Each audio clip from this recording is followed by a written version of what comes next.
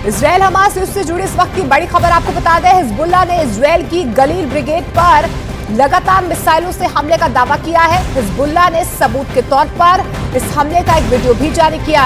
Hezbollah का दावा है कि उसने इजराइल लेबनान सीमा पर इजराइल की गलील ब्रिगेड के मुख्यालय को निशाना बनाया और उस पर अल बुरकान मिसाइल से हमला कर दिया।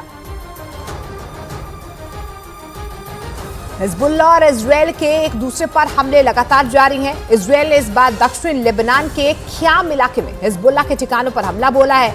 आईडीएफ ने हिजबुल्लाह के ठिकानों पर 1 से ज्यादा बम दागे, जिसकी तस्वीरें न्यूज 18 इंडिया की टीम के कैमरे में रिकॉर्ड हुई हैं। हमले की तस्वीरों में ख्याम इलाके से धुआं उठता नजर आ रहा है। Ground report